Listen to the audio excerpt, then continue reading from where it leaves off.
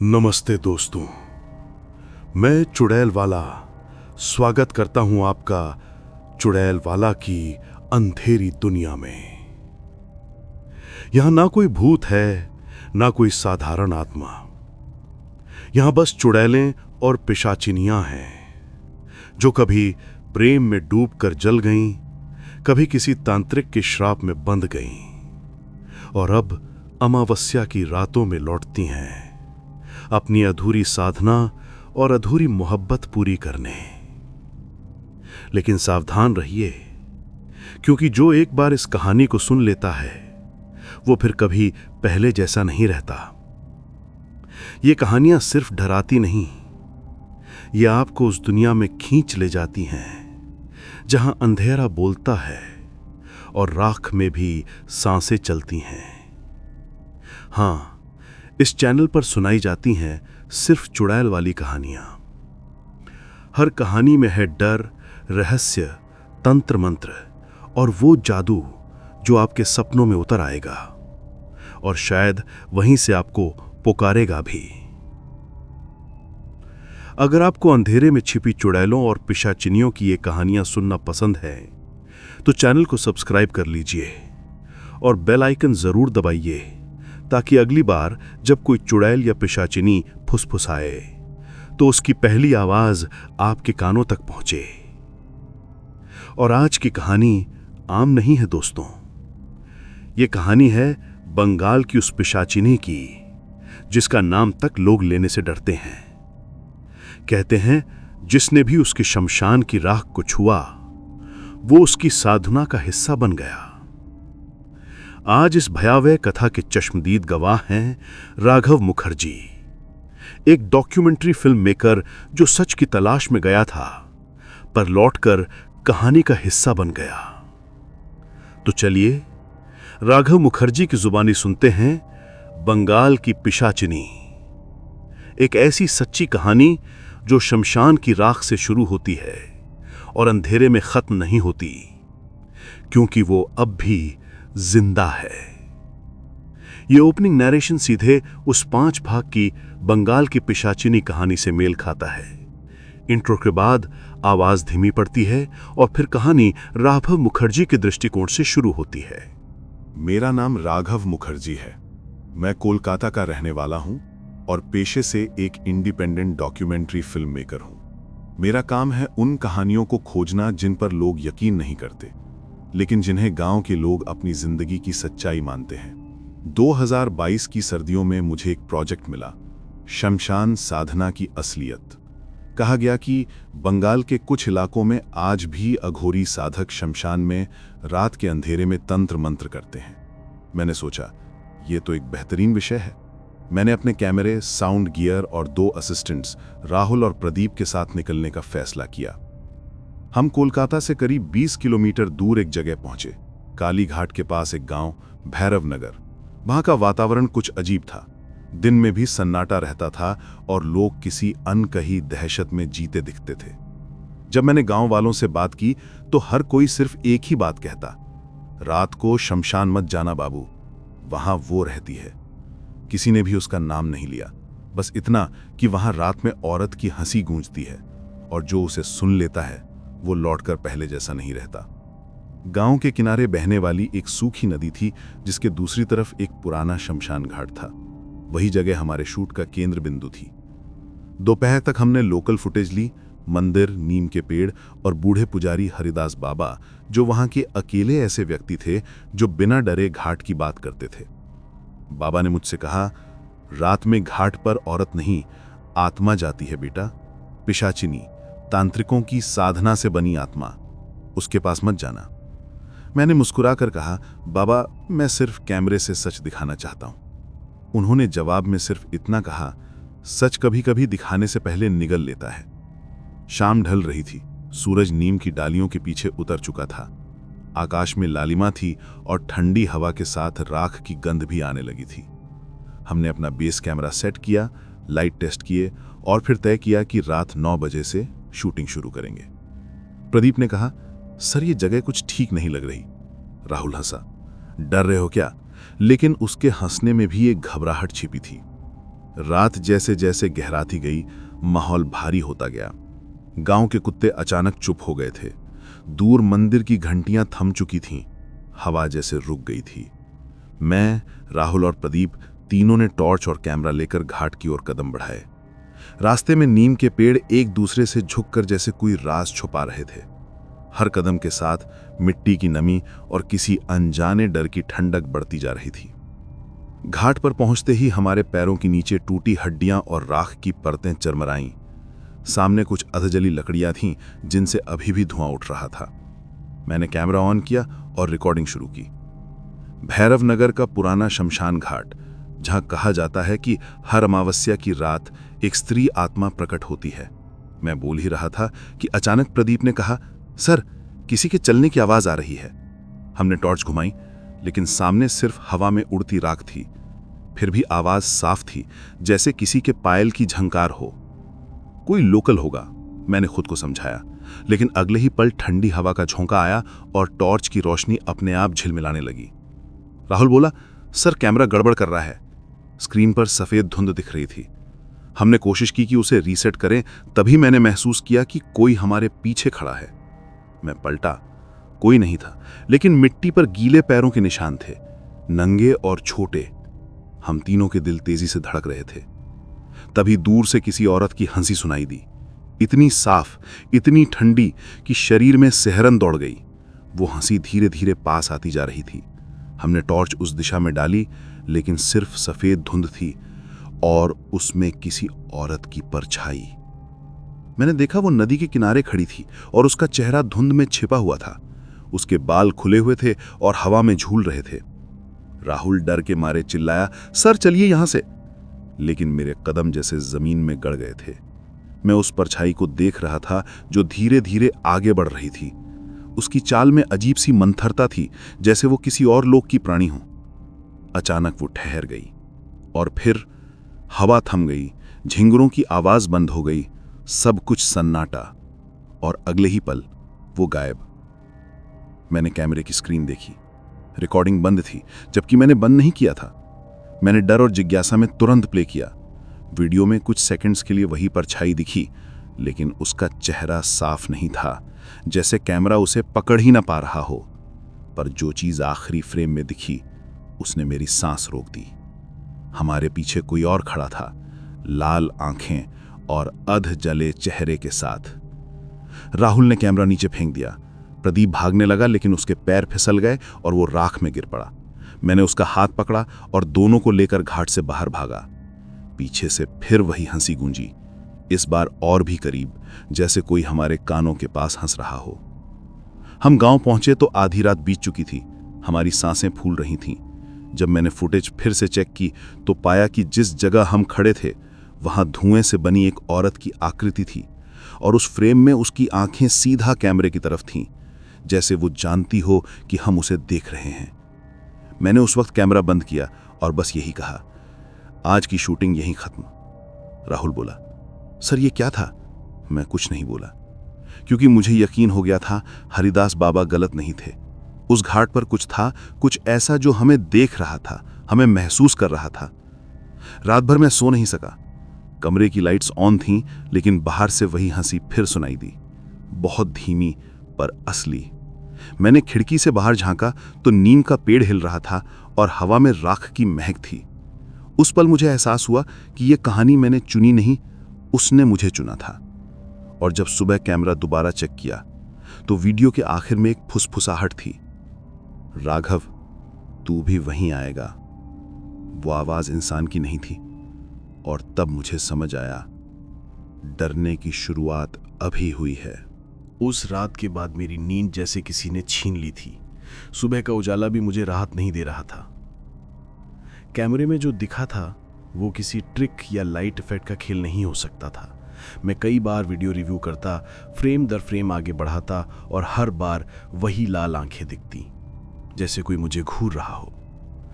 मेरे अंदर एक बेचैनी बढ़ रही थी। मुझे जवाब चाहिए थे। मुझे जानना था कि वो औरत कौन थी और क्यों वो राघव नाम से पुकार रही थी।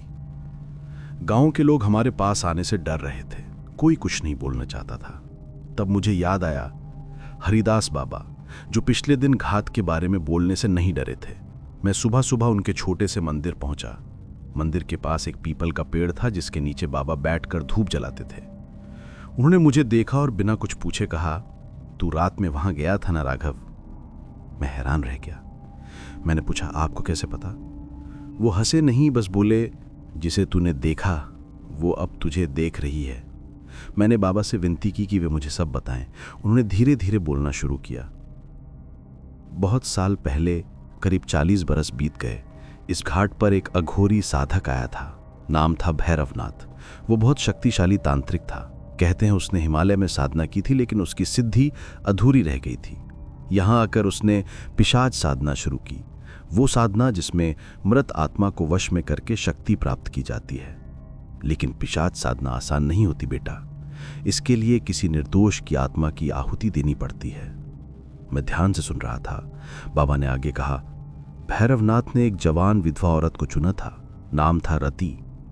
वो गांव के दूसरे ओर रहती थी। गरीब थी, अकेली थी और अक्सर लोग कहते थे कि वो रात को नदी किनारे गाती रहती है।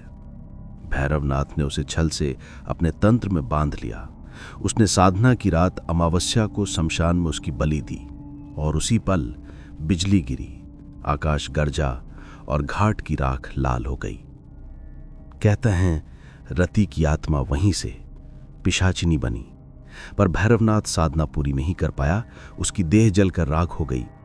मैंने बीच में टोका, तो फिर वो औरत अब भी वहीं है? बाबा ने कहा, हाँ, क्योंकि साधना अधूरी रही। उसका अस्तित्व इस लोक और परलोक के बीच फंस गया। अब वो आत्मा हर उस इंसान को ढूंढती है जिसमें उसे वही अधूरी साधना पूरी करने की शक्ति दिखती है। शायद इसीलिए वो तेरा नाम पुकार रही है राघव। मेरे शरीर में सिहरन दौड़ गई। मैंने पूछा, क्या आप बता सकते हैं कि उस साधना की विधि क्या थी? बाबा चुप हो गए। कुछ पल बाद उन्होंने मंदिर के भीतर से एक पुराना फटा हुआ ग्रंथ निकाला। उसका नाम था पिशाच तंत्र। उन्होंने कहा, यह वो विद्या है जिसे कोई साधारण मनुष्य नहीं छूता। इसमें लिखा है, जो साधना अधूरी रह जाए उसकी आत्मा उस भूमि की रखवाली करती है जब तक कोई नया साधक उसकी राह पूरी ना करे। मैंने उस ग्रंथ की पन्नियां पलटी। अक्षर इतने पुराने थे कि धुंधले पड़ चुके थे, लेकिन एक चित्र साफ दिख रहा था। एक अघोरी राख से सना और उसके पीछे एक औरत की आत्मा जो धुएं में लिपटी थी। उसके नीचे लिखा था, अधूरी साधना मृत्यु से नहीं मिटती। मंदिर के बाहर हवा चलने लगी। पीपल के पत्ते सरसराए। बाबा ने धीमी आवाज में कहा, भैरवनाथ की राख अब भी घाट में दबी है और वही उसकी शक्ति का केंद्र है। जो वहां जाएगा उसकी आत्मा उससे जुड़ जाएगी, इसलिए लोग उस जगह को शापित मानते हैं। मैंने उनसे कहा कि मैं उस राख को ढूंढना चाहता हूं। बाबा ने मुझे घूर कर देखा। तू उस आत्मा को जगा देगा राघव, तू समझ नहीं रहा। वो सिर्फ दिखती नहीं, वो सुनती भी है, और अब वो तुझे सुन चुकी है। मैंने कहा, मुझे डर नहीं लगता। अगर यह सच है तो इसे सबके सामने आना चाहिए। बाबा ने सिर झुकाकर कहा, ठीक है, पर याद रख, कुछ सच सिर्फ जानने के लिए नहीं, बचने के लिए होते हैं। शाम तक मैं वापस अपने कमरे लौटा। राहुल और प्रदीप जाने की जिद करने लगे। प्रदीप ने कहा, सर, यह जगह ठीक नहीं है, हमें वापस चलना चाहिए। लेकिन मैं नहीं माना। मैंने उन्हें समझाया कि हमें यह रहस्य खोलना है। आखिर हम डॉक्यूमेंट्री बना रहे हैं, यह मौका दोबारा नहीं मिलेगा। दोनों चुप हो गए, लेकिन उनके चेहरे पर साफ डर लिखा था। रात होने लगी। हवा में वही राख की गंध थी। मैंने ग्रंथ के शब्द बार बार पढ़े। उनमें लिखा था कि पिशाच साधना की आत्मा सिर्फ उसी को दिखती है जिसे वो चुनती है। मैं सोच में पड़ गया, क्या सच में उसने मुझे चुना है? अगर हां तो क्यों? करीब आधी रात को दरवाजे पर हल्की दस्तक हुई। मैंने सोचा शायद राहुल होगा, पर जब दरवाजा खोला तो वहां कोई नहीं था। बस जमीन पर राख का एक छोटा सा निशान था, जैसे किसी ने वहां कदम रखा हो। मैं घबरा गया, दरवाजा बंद कर दिया, लेकिन कमरे में ठंड बढ़ती गई। बल्ब झपकने लगे और फिर वो आवाज आई, बहुत धीमी, बहुत करीब, राघव, तूने मेरी साधना पढ़ ली, अब अधूरी नहीं रहेगी। मैं पीछे पलटा तो कोई नहीं था। सिर्फ कैमरे की लाल लाइट जल रही थी जो मैंने ऑन नहीं की थी। स्क्रीन पर खुद मेरा चेहरा दिख रहा था, लेकिन कुछ अलग, जैसे कोई मेरे पीछे खड़ा हो। मैंने जल्दी से कैमरा बंद किया, लेकिन आवाज फिर आई, इस बार और गहरी, भैरवनाथ का नाम याद रख, वो अब भी यहीं है। अगले दिन मैं फिर हरिदास बाबा के पास गया, लेकिन मंदिर बंद था। गांव वालों ने बताया कि बाबा तो रात को कहीं चले गए बेटा, सुबह से नहीं लौटे। मुझे लगा शायद वो मुझे चेतावनी देकर चले गए, पर मंदिर के दरवाजे पर राख से लिखा था, घाट पर मत जाना, वो जाग चुकी है। मेरे भीतर अब दो आवाजें थी, एक जो डर रही थी और एक जो सच्चाई जानना चाहती थी। आखिरकार मैं फिल्म मेकर था और कहानी मेरे हाथ में थी। मैंने तय किया, अब मैं खुद उस शमशान में जाऊंगा, दिन में नहीं, रात को। मैं जानना चाहता था कि क्या सच में भैरवनाथ की आत्मा अब भी वहीं है, और क्या रति, वो पिशाचनी, आज भी उसकी अधूरी साधना की रखवाली कर रही है। शाम को आसमान पर काले बादल छा गए। मैंने अपना कैमरा, टॉर्च और ग्रंथ बैग में रखा। राहुल ने रोकने की कोशिश की, सर अकेले मत जाइए, वो चीज़ इंसानी नहीं है। मैंने बस कहा, मुझे उससे बात करनी है। और जब मैं घाट की ओर बढ़ा, हवा ठंडी नहीं बल्कि सुलगती महसूस हो रही थी, जैसे कोई मेरे हर कदम पर निगरानी कर रहा हो। नीम के पेड़ हिल रहे थे और नदी के उस पार राख की परत चमक रही थी। मेरे मन में हरिदास बाबा की आवाज गूंज रही थी, जो उसकी साधना अधूरी छोड़ दे, वो मरे भी तो चैन नहीं पाता। मैं शमशान के करीब पहुंचा और तभी हवा में वही आवाज फिर तैराई, राघव, अब मेरी साधना तू पूरी करेगा। रात का समय था, लगभग 12 बजने वाले थे।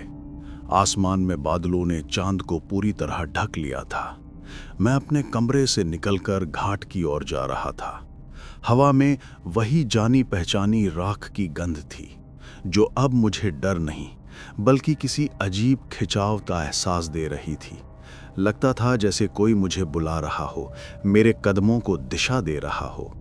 बैग में कैमरा, टॉर्च और हरिदास बाबा का पुराना ग्रंथ था। रास्ता सुनसान था, बस नीम के पेड़ों के बीच झिंगरों की आवाज और कहीं दूर उल्लू की टैर। घाट तक पहुंचते पहुंचते चारों ओर धुंध फैल चुकी थी। नदी का पानी सूख चुका था, लेकिन कीचड़ की गंध अब भी बनी हुई थी। राख और हड्डियों के ढेर जैसे किसी पुरानी कथा की याद दिला रहे थे। मैंने कैमरा ऑन किया और रिकॉर्डिंग शुरू की। कैमरे की लाल लाइट ने चारों ओर के अंधेरे को जैसे थोड़ा छेदा, लेकिन साथ ही हवा अचानक ठंडी पड़ गई। ऐसा लगा जैसे किसी ने आसपास की गर्मी खींच ली हो। मैंने कैमरे में खुद से कहा, ये भैरव नगर का वही शमशान घाट है जहां भैरवनाथ की अधूरी साधना हुई थी। अब मैं देखना चाहता हूं कि क्या सच में यहाँ कुछ है या ये सब लोक कथा मात्र है। पर अंदर से मैं जानता था ये सिर्फ लोक कथा नहीं थी। वो आवाज, वो हंसी, वो नाम लेकर पुकारना, सब कुछ बहुत वास्तविक था। अचानक दूर किसी दीपक की लौ जलती दिखी, घाट के बिल्कुल बीच में राख के ढेर के पास। मैंने टॉर्च उस दिशा में फेंकी। वहां एक औरत खड़ी थी, सफेद साड़ी में, खुले बाल, झुकी हुई। वो किसी से धीमे धीमे कुछ बोल रही थी, लेकिन उसकी आवाज स्पष्ट नहीं थी, जैसे किसी पुराने मंत्र की गूंज हो। मैं धीरे धीरे उसकी ओर बढ़ा। हवा की गति थम गई थी। हर कदम पर राख उड़ती और मेरे जूतों में भर जाती। जब मैं करीब पहुंचा तो अचानक दीपक बुझ गया। अब बस टॉर्च की हल्की रोशनी थी जो कांपते हाथों के साथ इधर उधर डोल रही थी। और तभी वो औरत सीधी खड़ी हो गई। उसकी पीठ मेरी तरफ थी, बाल हवा में झूल रहे थे और उसकी सांसों की आवाज सुनाई दे रही थी, गहरी, भारी और अनजान। मैंने कहा, कौन हो तुम? कोई जवाब नहीं, बस हवा की धीमी सरसराहट। मैंने फिर पूछा, क्या तुम रति हो? उसने सिर थोड़ा मोड़ा, बस इतना कि उसका आधा चेहरा दिखा, काला, झुलसा हुआ और आंखें लाल जैसे जलते अंगारे। मेरे मुंह से आवाज नहीं निकली। तभी कैमरा अपने आप गड़बड़ाने लगा। स्क्रीन पर लाइंस चलने लगीं और अचानक उसमें कुछ सेकंड के लिए किसी अघोरी की झलक आई। राख से सना चेहरा, माथे पर लाल तिलक और आंखें भैरव जैसी। वो ठीक उसी जगह बैठा था जहां वो औरत खड़ी थी। मैंने कैमरा नीचे किया और पीछे हटने लगा, लेकिन मेरे पैरों के नीचे जमीन हल्की सी कांपी। ऐसा लगा जैसे नीचे कुछ जिंदा हो। हवा में राख घूमने लगी और उस राख से वही औरत धीरे धीरे मेरी ओर बढ़ने लगी। उसका हर कदम ज़मीन पर निशान छोड़ता जो पल भर में काले पड़ जाते। मैंने कांपते हुए कहा, क्या तुम मुझसे क्या चाहती हो? उसकी आवाज़ आई, धीमी पर सीधे दिल में उतर जाने वाली, साधना अधूरी है राघव, तू पूरा करेगा। मैंने चिल्लाकर कहा, मैं कोई तांत्रिक नहीं हूं। वो बोली, भैरवनाथ भी ऐसा ही कहता था जब तक उसकी देह नहीं जली। उसकी बातों के साथ ही हवा में राख उड़ने लगी। मुझे लगा जैसे किसी ने मेरा गला कस दिया हो। मैं हांफने लगा, पीछे हटते हुए गिर पड़ा। कैमरा जमीन पर गिर गया और रिकॉर्डिंग चालू रही। मैंने ग्रंथ निकालकर खोला। पन्ने अपने आप पलटने लगे जैसे कोई उसे पढ़ रहा हो। उसमें एक मंत्र लिखा था, पिशाच मुक्ति साधना पूर्ण। मैंने कांपते हुए वो मंत्र जोर से पढ़ा। जैसे ही मैंने आखिरी शब्द कहा, चारों ओर अंधड़ उठ गया। धुंध में वही अघोरी दिखाई दिया, भैरवनाथ। उसकी आंखें सीधे मेरी आंखों में थीं। वो बोला, मुक्ति नहीं चाहिए मुझे, शक्ति चाहिए। और उसी क्षण वो औरत रति उसके सामने आ खड़ी हो गई। दोनों के बीच राख का तूफान घूमने लगा। मैं समझ गया ये आत्माएं अभी तक एक दूसरे से बंधी हैं। मैंने कोशिश की कि भाग जाऊं, लेकिन मेरे पैरों के नीचे की मिट्टी जैसे मुझे रोक रही थी। मेरी टॉर्च बुझ गई, बस कैमरे की लाल लाइट बची थी। उसी रोशनी में मैंने देखा वो औरत अब मेरे बिल्कुल सामने थी। उसकी आंखों में गहरी काली परछाई घूम रही थी और उसके होंठ फटे हुए थे। उसने अपना झिलसा हुआ हाथ बढ़ाया और मेरे माथे पर रखा। मुझे लगा जैसे किसी ने मेरे अंदर से जान निकाल ली हो। सिर घूमने लगा और कानों में बस वही आवाज गूंजने लगी, राघव, अधूरी साधना पूरी कर, अगर नहीं की तो तू जाएगा। मैंने जोर से चिल्लाया, नहीं, और उसी पल सब कुछ गायब हो गया। हवा थम गई, राख नीचे गिर गई और सामने सिर्फ खाली घाट था। मैं वहीं बैठा हांफता रहा। धीरे धीरे होश आया तो देखा कैमरा अब भी रिकॉर्ड कर रहा था। मैंने उठकर स्क्रीन देखी। रिकॉर्डिंग में जो दिखा उसने मेरे रोंगटे खड़े कर दिए। वीडियो में मैं अकेला नहीं था, मेरे पीछे वही औरत खड़ी थी। उसका चेहरा मेरे कान के पास झुका हुआ जैसे कुछ फुसफुसा रही हो, और स्क्रीन के नीचे हल्के अक्षरों में लिखा था, भैरवनाथ पुनर्जन्म। मैंने कैमरा बंद किया और भागकर गांव की ओर निकल गया। रास्ते में हवा अजीब लग रही थी, जैसे कोई मेरे साथ साथ चल रहा हो। पेड़ों की परछाइयां लहराकर रास्ता रोकती, फिर खुद हट जाती। हर कदम पर ऐसा लग रहा था जैसे कोई फुसफुसा रहा हो, राघव, भाग नहीं पाएगा। गांव पहुंचते पहुंचते भोर की पहली रोशनी दिखने लगी। राहुल और प्रदीप मुझे देखकर सन्न रह गए। सर, आप ठीक हैं? आप पूरी रात कहाँ थे? मैं बस इतना कह पाया, वो सच है, वहाँ कुछ है, और फिर बेहोश होकर गिर पड़ा। जब होश आया तो मैं अपने कमरे में था, सामने कैमरा रखा था। राहुल बोला, सर, हमने फुटेज देखी, आप घाट में अकेले नहीं थे। मैंने कांपते हुए पूछा, क्या देखा तुमने? उसने कहा, सर, हर फ्रेम में आपके पीछे कोई खड़ा है और आखिरी वीडियो में वो आपको नाम से पुकार रहा है। मैं चुप रहा। मेरे भीतर अब डर नहीं, बल्कि एक अजीब शांति थी, जैसे कुछ मुझे भीतर से खींच रहा हो। शायद वो पिशाचनी अब मेरे भीतर बोल रही थी, या फिर शायद मैं खुद अब उस अधूरी साधना का हिस्सा बन चुका था। रात को फिर वही सपना आया। भैरवनाथ और रति राख के बीच खड़े हैं, दोनों मुझे देख रहे हैं। भैरवनाथ कहता है, अब तू ही माध्यम है राघव, जो मैं न कर सका वो तू करेगा। मैं नींद से हड़बड़ा कर उठा, माथे पर पसीना और कमरे में राख की हल्की परत। खिड़की के बाहर नीम का पेड़ झूल रहा था। हवा में वही हंसी घुली हुई थी, ना औरत की ना आदमी की, बस ऐसी हंसी जो आत्मा तक ठंडी कर दे। और फिर एक आवाज़, बहुत धीमी मगर साफ, रात अभी खत्म नहीं हुई राघव, अब साधना शुरू होगी। सुबह की किरणें खिड़की से भीतर आईं, मगर मेरे कमरे में अंधेरा जैसे फंसा रह गया था। हवा भारी थी, दीवारों पर नमी और फर्श पर राख के धब्बे। मुझे याद नहीं कि रात कब बीती और कब मैं सो गया, पर जागने पर ऐसा लगा जैसे किसी ने पूरी रात मेरे कान में कुछ फुसफुसाया हो। आईने में देखा तो मेरी आंखें और गहरी लाल थीं, जैसे नींद नहीं बल्कि किसी साधना की अग्नि उनमें जल रही हो। मेरा मन कह रहा था, अब इस सब का अंत करना ही होगा। मैंने कैमरा और ग्रंथ उठाया, फिर से घाट की ओर चल पड़ा। रास्ते में लोग मुझे देखकर डरने लगे थे। एक बूढ़ी औरत ने अपने दरवाजे से झांका और कहा, राघव बाबू, अब मत जाइए, वहां जो गया वो लौटा नहीं। पर मैंने कुछ नहीं कहा। मेरे भीतर अब एक ही आवाज गूंज रही थी, वही जो रात को आई थी, साधना तेरे जरिए पूरी होगी। जब मैं शमशान पहुंचा तो धुंध और गाढ़ी थी, राख हवा में उड़ी हुई थी और चारों ओर कोई चील तक नहीं थी। जहां पिछली रात वो औरत और भैरवनाथ प्रकट हुए थे, वहां अब राख के बीच एक आकृति बनी हुई थी, जैसे किसी ने हाथ से बनाया हो, त्रिकोण के आकार की। त्रिकोण के बीच एक हड्डी रखी थी और उस पर सिंदूर का तिलक। मैं समझ गया, ये पिशाच साधना का मंडल है। मैंने ग्रंथ खोला, उसमें लिखा था कि जब साधना अधूरी रह जाती है तो साधक और पिशाचिनी दोनों अपूर्ण रहते हैं। उन्हें मुक्ति तभी मिलती है जब कोई तीसरा उनके बीच से मंत्र पूर्ण करे। मेरे भीतर सिहरन दौड़ गई। क्या वही तीसरा मैं हूं? क्या भैरवनाथ और वो औरत मुझसे अपनी अधूरी साधना पूरी करवाना चाहते हैं? तभी हवा में फुसफुसाहट उठी, राघव, तू देर कर रहा है। मैंने चारों ओर देखा, कोई नहीं, पर उस आवाज में एक अजीब आदेश था। मैंने कैमरा चालू किया। स्क्रीन पर फिर वही धुंधली आकृतियां, एक पुरुष और एक औरत राख के बीच खड़े मुझे देख रहे थे। भैरवनाथ की आवाज आई, मैंने मृत्यु को हराने की साधना शुरू की थी, पर रति, मेरी पिशाचिनी, ने मुझे धोखा दिया। उसने मेरी आत्मा को अपने वश में कर लिया। अब हम दोनों इस अधूरे चक्र में बंधे हैं। रति की आवाज धीरे से गूंजी, झूठ मत बोलो भैरव, तूने अमृत पाने की चाह में मुझे बलि बनाना चाहा था। हवा में तकरार की गंध भर गई। मैं समझ गया, ये साधना प्रेम और विश्वासघात के बीच फंसी थी। मैंने कहा, अगर मैं ये साधना पूरी कर दूं तो तुम दोनों मुक्त हो जाओगे? भैरवनाथ बोला, हां, पर इसके लिए तुझे अपने भीतर की रोशनी छोड़नी होगी।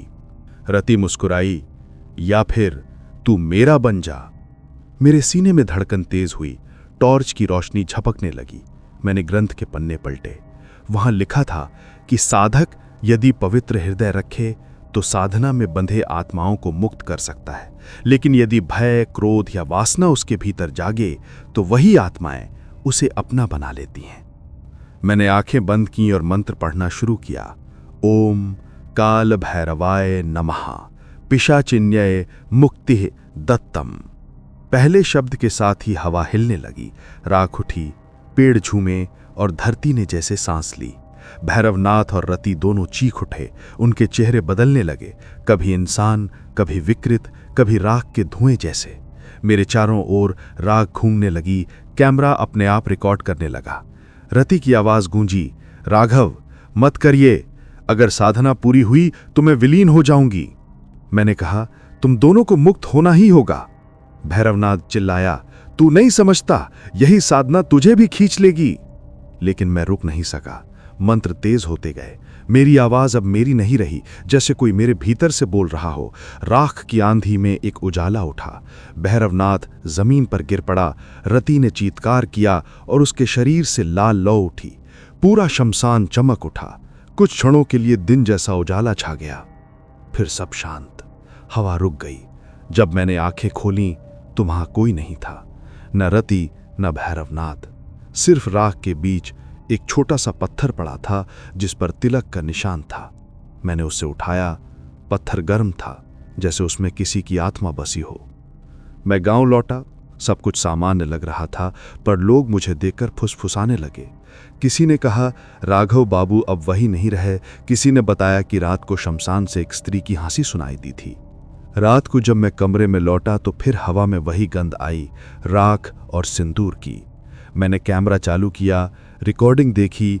अंतिम फ्रेम में मैं खुद मंत्र पढ़ रहा था, लेकिन पीछे मेरे सिर पर एक तीसरा साया था, वही लाल आंखों वाली औरत रति। वो मुस्कुरा रही थी और कैमरे की ओर देखकर बोली, अब साधना पूरी हुई और अब हम एक हैं। मेरे शरीर में सिहरन दौड़ गई। मैंने कैमरा बंद करना चाहा, मगर वो बंद नहीं हुआ। स्क्रीन पर मेरा ही चेहरा दिखने लगा, पर आंखें अब मेरी नहीं थीं। उनमें वही लाल चमक थी जो भैरवनाथ और रति की थी। तभी कमरे में हवा घूमी, दीपक अपने आप जल उठा और दीवार पर मेरी परछाई दिखी, पर वो परछाई मेरी नहीं थी, किसी और की थी, मेरे पीछे खड़ी उसी पिशाचिनी की। मैंने चिल्लाना चाहा पर आवाज गले में अटक गई, मेरी सांसें तेज हो गईं, एक फुसफुसाहट कान में आई। अब तू भी साधक नहीं रहा राघव, अब तू मेरा भैरव है। मुझे लगा जैसे मेरा शरीर जलने लगा हो, आंखें भारी, दिमाग सुन्न, और फिर अचानक अंधेरा छा गया। जब होश आया, मैं शमशान के बीच बैठा था। वही राख का मंडल मेरे चारों ओर बना हुआ था। मेरे हाथ में वही पत्थर था, पर अब वो पत्थर नहीं, एक छोटे से शिवलिंग का रूप ले चुका था, लाल, धधकता हुआ। मैंने उस पर हाथ रखा तो मन में शांति की लहर दौड़ी, पर उसी पल किसी ने पीछे से मेरा नाम पुकारा, राघव। मैं पलटा, वहां कोई नहीं था, लेकिन राख में हल्के पैरों के निशान बने हुए थे जो धीरे धीरे नदी की ओर बढ़ रहे थे, जैसे कोई अनदेखी आत्मा शांति की ओर जा रही हो। मैंने सिर झुकाया, शायद भैरवनाथ और रति अब मुक्त हो चुके थे। पर जब मैं घाट से लौट रहा था तो पानी की सतह पर अपनी परछाई देखी, और उसमें मेरे माथे पर वही तिलक था जो भैरवनाथ के माथे पर था। अब मैं समझ गया, साधना तो पूरी हो गई, लेकिन उसकी शक्ति किसी न किसी को संभालनी ही थी। अब वो शक्ति मेरे भीतर है। रात को जब मैं सोने गया तो कानों में वही आवाज आई, अब हर अमावस्या को शमशान में एक दीप जलाना, ताकि हम फिर ना जागें। अगर तो भूल गया तो हम लौट आएंगे। मैंने आंखें बंद की। बाहर नीम के पेड़ की डालियां हवा में हिल रही थी।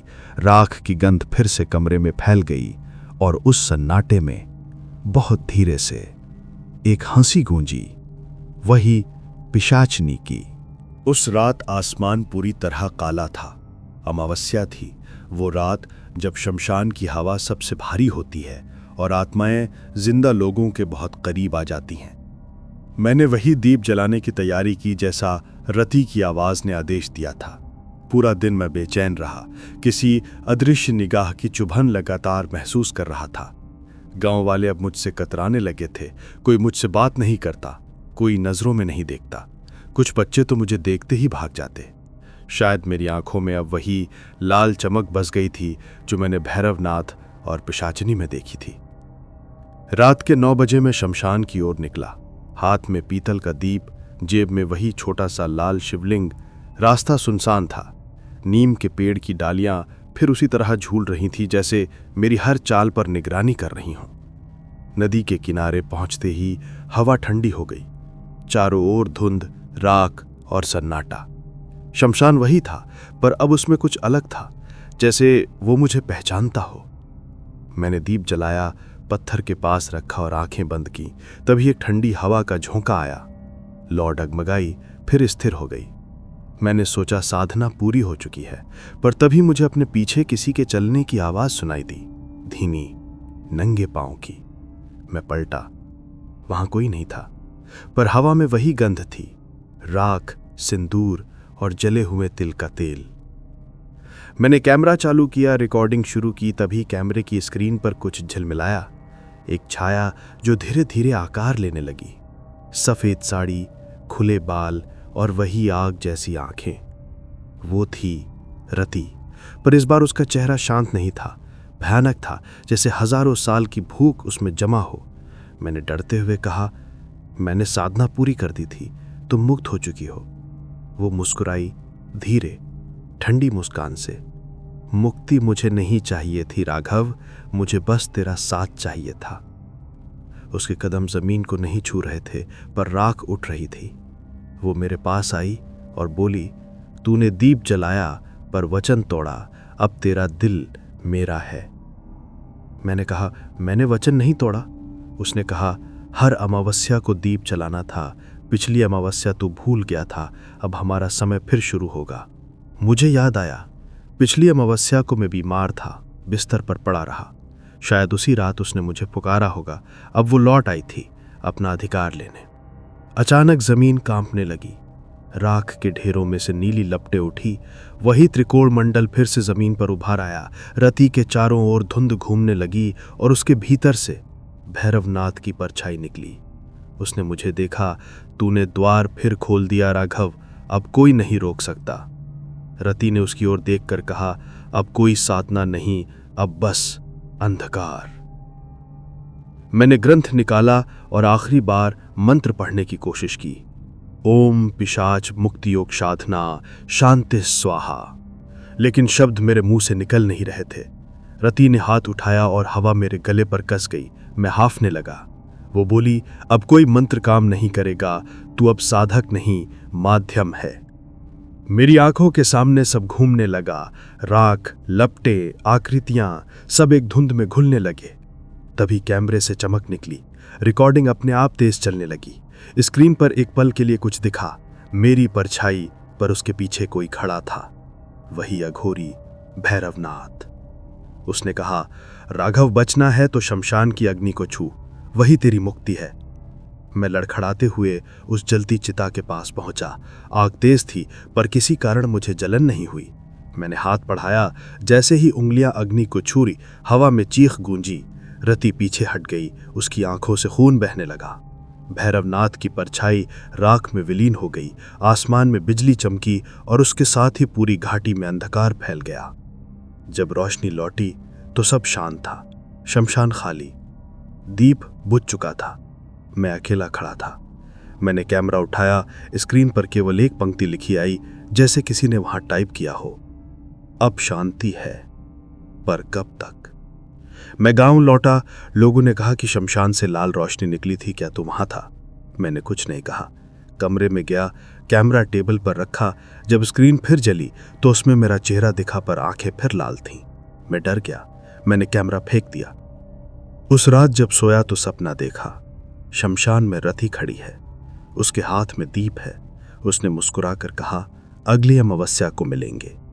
मैं नींद से हड़बड़ा कर उठा। कमरे में चारों ओर वही राख की गंध थी। दीवार पर परछाई लहराई, एक नहीं दो। सुबह होते होते मेरा शरीर बुखार से तपने लगा। आईने में देखा, माथे पर फिर वही लाल तिलक उभर आया था। मैंने सोचा सब भ्रम है, पर तभी दरवाजे पर दस्तक हुई। दरवाजा खोला तो कोई नहीं था, सिर्फ जमीन पर वही दीप रखा था जो मैं कल घाट पर छोड़ आया था। अब बुझा हुआ, पर उसकी बाती अब भी धुआं छोड़ रही थी। मैं कांप गया। दीप उठाया तो उसके नीचे राख में किसी ने लिखा था, भैरव और रति एक हो चुके हैं, तेरा शरीर उनका मंदिर है। मेरे हाथ से दीप गिर गया। अंदर दौड़ा, कैमरा देखा तो वो अपने आप चालू था। स्क्रीन पर फिर वही जगह दिख रही थी, शमशान, पर अब वहां मैं नहीं, कोई और था। वही मेरे जैसा चेहरा, वही हाव भाव, वही कपड़े। उसने कैमरे की ओर देखा और मुस्कुराया। अब कहानी पूरी हुई। राघव नहीं रहा, अब मैं भैरव हूं। मुझे लगा मैं पागल हो जाऊंगा। कमरे की लाइट झपकने लगी, खिड़कियां अपने आप खुलीं, हवा में राख घूमने लगी। मैंने ग्रंथ निकाला, फाड़ दिया, पर उसी पल दीप अपने आप जल उठा और आवाज आई, कितनी बार मुक्ति देगा राघव, अब तो खुद को मुक्त कर। मैं जमीन पर गिर पड़ा। नींद और होश के बीच की हालत में बस इतना देखा, दीवार पर रति का चेहरा उभर रहा था, मुस्कुराता हुआ। उसने कहा, अब हर अमावस्या को तू दीप नहीं जलाएगा, तू खुद दीप बनेगा। उसके बाद अंधेरा छा गया। कई दिन बीत गए। गांव वालों ने कहा कि राघव बाबू गायब हो गए। कुछ ने दावा किया कि शमशान के पास रात को कोई सफेद साड़ी वाली औरत दिखती है और उसके पीछे एक आदमी चलता है, लाल तिलक लगाए, बिना आवाज के। दोनों राख में चलते हैं और अमावस्या की रात दीप जलाते हैं। कहते हैं कि अगर कोई उस रात घाट के पास जाए तो हवा में धीमी आवाज सुनाई देती है, राघव दीप बुझने मत देना, वरना हम लौट आएंगे। लोगों ने उस शमशान को अब पिशाचनी घाट कहना शुरू कर दिया है। कोई वहां जाता नहीं, पर कभी कभी दूर से एक कैमरे की लाल लाइट झिलमिलाती दिखती है, जैसे कोई अब भी रिकॉर्ड कर रहा हो। कहानी यहीं खत्म होती है, या शायद शुरू होती है, क्योंकि कहते हैं कि हर बार जब कोई उस घाट के पास जाकर राघव नाम लेता है तो हवा में वही गंध फैलती है, राख, सिंदूर और किसी अनदेखी औरत की हंसी। और उस हंसी में अब सिर्फ एक ही वाक्य गूंजता है, पिशाचिनी लौट आई है। अगर आपको बंगाल की पिशाचिनी की ये सच्ची और डरावनी कहानी पसंद आई हो तो चैनल चुड़ैल वाला को जरूर सब्सक्राइब करें, क्योंकि यहाँ हर हफ्ते मिलती है ऐसी ही भयानक लोक कथाएं, अघोरी साधनाओं की रहस्यमयी कहानियां और उन काली रातों के राज जहां हर परछाई कुछ कहती है और हर सन्नाटा जवाब देता है। वीडियो को लाइक, कमेंट और शेयर करना मत भूलिएगा, ताकि अगली बार जब हम किसी और शमशान, पीपल के पेड़ या किसी भूली हुई पिशाचिनी की दास्तान लेकर आए तो आप सबसे पहले उसे सुने और महसूस करें वो अंधेरा जो अब भी जिंदा है। मैं हूं चुड़ैल वाला, अब आपसे विदा लेता हूं। मिलेंगे अगली भूतिया और रहस्यमयी कहानी में सिर्फ और सिर्फ 8 आइज चुड़ैल वाला पर, जहां अंधेरा बस कहानी नहीं, एक जिंदा एहसास है।